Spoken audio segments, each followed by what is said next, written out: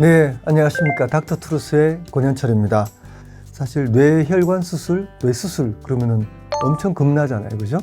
그래서 최근에는 수술도 경과가 좋은 경우가 많다고 하는데 이 뇌혈관 수술을 받으신 환자분이 알아야 될 모든 것에 대해서 오늘 좀 정리해 보겠습니다. 도움 말씀 위해서 이 삼성서울병원 신경외과 연재영 교수님 모셨습니다. 안녕하세요. 예, 안녕하십니까. 신경외과에서 뇌혈관 분야를 주로 맡고 있는 연재영이라고 합니다.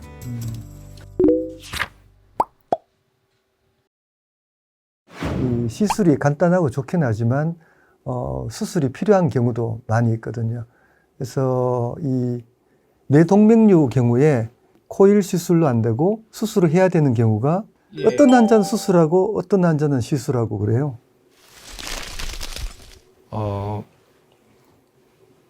뭘 그걸 당황을 하고 생각을 하고 그래. 그게 되게 좀 복잡합니다. 복잡해요. 그러니까, 예. 간단하게. 보통 이제 동맥류의 이제 입구 부분, 경부라고도 하고 입구 부분이 많이 넓은 부위, 그리고 나이가 젊으신 경우, 왜냐하면 이제 뭐 20, 30대에 이런 병이 있다. 그러면 치료 이후에 뭐 수십 년을 더 이제 쭉 지내셔야 되는데 그 정도로 이제 내구성이 잘 유지가 되려면 수술을 좀 먼저 생각하는 편이고요. 예. 그리고 또 이제 동맥류에서 중요하게 보존해야 될 혈관 가지가 나가는 경우, 그다음에 뇌신경이나 뇌 조직이 동맥류 때문에 눌려서 뭔가 증상이 있다. 이런 것들은 그 눌리는 걸 풀어줘야 되는데 그렇죠. 색전술로 그 안에다 뭘 채워놓으면 그 눌리는 게 잘 풀리지가 않거든요. 더 늘어나겠죠, 채워놓으면. 예, 조금 더 빵빵해질 수가 있죠, 이런저런은. 물론 항상 그렇지는 않지만 신경학적인 증세가 있으면은 수술이 더 예, 낫다. 수술을 더 우선적으로 고려를 합니다. 그럼 수술은 어떻게 해요, 그거를? 이런 식으로 생긴 이제 집게, 이걸 이제 클립이라고 하는데 이걸 이렇게 물어서 동맥류의 입구 부분을 딱 쪼그러뜨리게 되는데요. 집게로 물어서 그쪽으로 혈액이 안 들어가도록 차단하는 겁니다. 이게 이제 쉽게 생각하시면 코일은 치료 이후에도 이렇게 동맥류가 3차원 모양으로 남아있지만 클립으로 입구를 딱 이렇게 치료하게 되면 이렇게 2차원으로 바뀝니다. 납작해진다는 예, 납작해지는 뜻이죠. 뜻이죠. 예. 수술은 참 궁금한 게 이 절개를 어떻게 해요, 그러면은? 제일 흔하게 많이 하는 부위는 여기 이쪽 이마에서부터 요 귀 윗부분까지 이렇게 기역 한 몇 센티미터 정도? 한 10cm 정도 10cm? 되지 않을까 싶은데요. 오, 10. 예. 예, 두개골도 구멍을 뚫어요? 예, 그렇습니다. 이 피부는 절개하고 다시 이제 봉합을 하는데 뚫은 구멍은 그냥 둬요? 아닙니다. 다시 막아요? 그 뼈에다 이제 구멍을 내고 이렇게 돌려서 그 해당 부위에 이제 두개골을 띄어냈다가 다시 붙여주는데 붙여줄 때 그 뼈가 비는 부위들은 나중에 거기가 이렇게 폭폭 들어갈 수가 있기 때문에 그러지 않도록 다 미용적으로 문제 안 생기게 메꿔줍니다. 그걸 덮는 그런 금속 재질의 플레이트도 있고요. 거기에 이제 뼈 시멘트 같은 걸로 메꿀 수도 있고 뭐 여러 가지 방법들이 있습니다. 그 외에도 뇌혈관에 대한 수술이 또 어떤 수술이 있나요? 또? 사실 이제 동맥류 수술도 그런 클립 결찰술만 있는 건 아니고요. 클립 결찰술이 안 되는 경우에는 혈관 앞뒤로 이렇게 혈류를 차단시킨 다음에 우회술이라고 다른 혈관을 이제 끌어와서 그 머리 그 병변이 있는 부위의 뒤쪽 혈관에다 이어주는 그런 수술들이 있고요.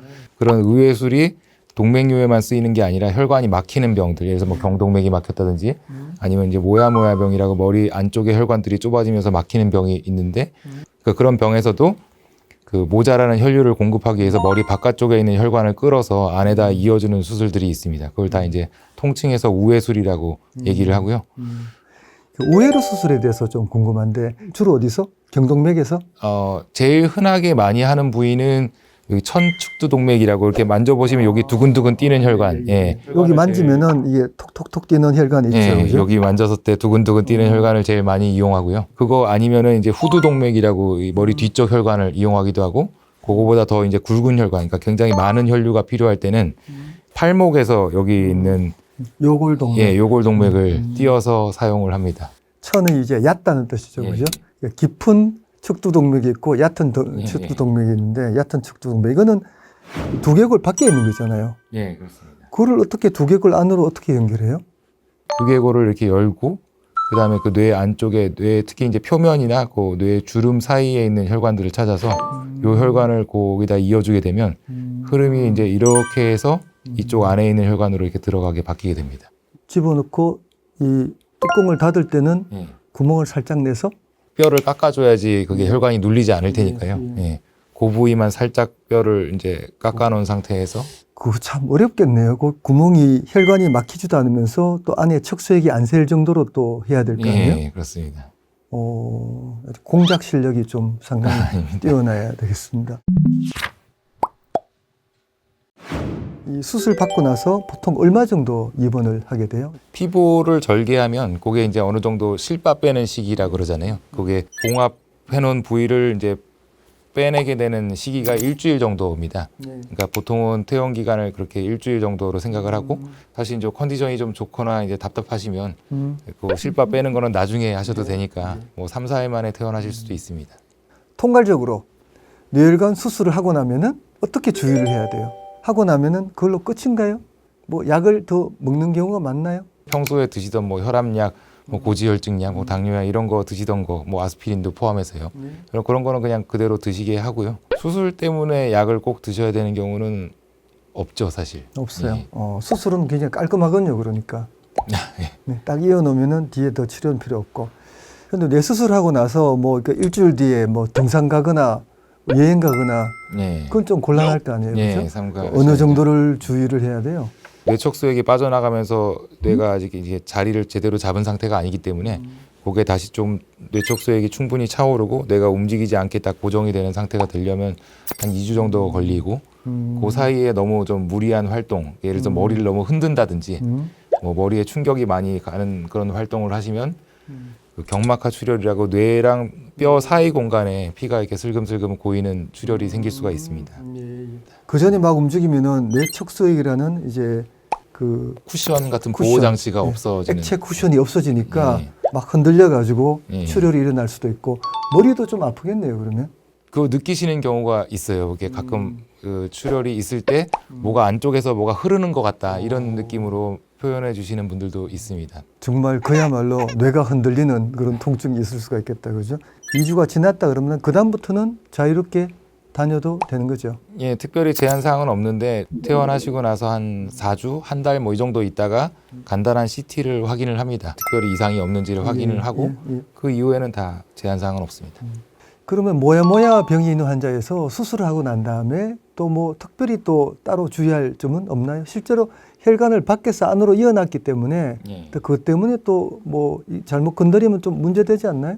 그 제일 많이 쓰는 혈관이 이제 여기 두근두근 뛰는 그 천축두 동맥을 이용해서 수술을 하는데 요게 이제 요 올라가다 요 안에서 이제 쏙 들어가서 뇌 안쪽으로 들어가게 되거든요. 그래서 요 부위의 혈관 들어가기 직전에 부위의 혈관이 눌리지 않도록 좀 조심을 하셔야 됩니다. 여기가 이제 예를 들어 뭐 한쪽으로 이렇게 옆으로 누워서 주무시다가 눌릴 수도 있고 안경테 같은 게 너무 꼭 눌릴 수도 있는 거고. 그 옆으로 누워서 자면 절대로 안 된다는 거네요. 그렇지는 않습니다. 이게 이제 예를 들어 뭐 베개를 사용하셔도 좀 뭐 폭신한 베개를 쓰시고 딱딱한 그런 그러니까 모서리가 눌릴 만한 그런 거는 좀 피하시는 게 좋겠죠. 이 안경테 주의해야 된다고 그러는데 모자 쓰는 건 괜찮아요? 예, 뭐 특별히 모자 쓰는 정도로 이렇게 문제되는 분들은 별로 못 본 것 같습니다. 예. 수술의 부작용, 합병증 그런 율은 높나요? 어떤가요? 상당히 좀 겁이 났는데 사실 뇌를 연다고 생각하면은 예. 그게 합병증이 뭐 어떤 게 있고 어느 정도로 생기죠? 병변마다 좀 다른데요. 일반적인 그런 동맥류 수술을 한다고 생각하면 저희가 보통 합병증을 한 2% 정도 예상하고 합니다. 그 2%라는 거는 항상 혈관을 건드리는 수술은 치료하다가도 그 혈관 병변이 터질 수도 있고 그 근처에 있는 혈관들이 좁아지면서 막힐 수도 있고 뭔가 이제 심각한 그런 문제가 생길 가능성을 한 2%쯤 예상을 하고 하고요. 그 재발률 같은 게 또 궁금할 것 같은데 이 뇌동맥 결찰술 클립으로 결찰을 하면은 그 재발해요? 예, 재발할 수 있죠. 예. 얼마나? 동맥류 수술 이후에는 좀 더 길게 봐서 한 10년 정도 지났을 때 근데 확률이 1%가 채 안 되는 걸로 돼 있습니다. 보통 그 부위는 안 생기겠죠? 수술한 부위는. 그 수술한 부위 이제 근처에 생기게 근처에, 되겠죠. 예, 예. 클립 바로 아래쪽이라든지. 혈관을 이렇게 딱 묶었으니까 이게 예. 또 상처를 받아가지고 또 생기는 경우가 있나 보죠? 그거를 다 그 집게로 이렇게 딱 집어서 치료를 못하는 경우들도 있습니다. 왜냐하면 정상 혈관이 나가면 그 입구를 조금 살려놓고 물어야 되는데 그러면 약간의 이제 병적으로 변한 부위가 남아 있을 수가 있고 그런 게 이제 재발 소지가 있는 거죠. 우회로 수술 같은 경우는 모야모야병은 기본적으로 이제 계속 혈관이 막히면서 좀 진행될 수 있는 병이고 사실 수술 이후에 수술 관련한 재발은 거의 없는 편입니다. 근데 이제 문제는 이 수술로 이어준 혈관이 모든 뇌를 다 보호할 수 있는 건 아니거든요. 그러니까 이제 중요한 부위를 보호한다는 그런 개념인데 그래서 머리 뒤쪽 동맥이 뭐 막히면서 새로 추가로 증상이 생겨서 피가 모자란 증상이 생기면 추가 수술이 좀 필요할 수도 있는 거죠. 예. 오늘 내용이 좀 어려우실 것 같아요. 저도 들으면서 신기한 내용이 많은데 수술 앞두신 분들은 뭐 겁이 나지 않을 수가 없겠죠. 뇌혈관 수술한다는데 그렇지만 너무 걱정하지 마시고 이 병원을 찾아오시면 좋겠습니다. 오늘 도움 말씀 감사하고요. 질문이 있으시면은 댓글에 좀 달아주시고요. 내용이 좋으면은 구독과 좋아요 부탁드립니다. 예, 여기까지 하겠습니다. 감사합니다. 예, 수고하셨습니다. 감사합니다.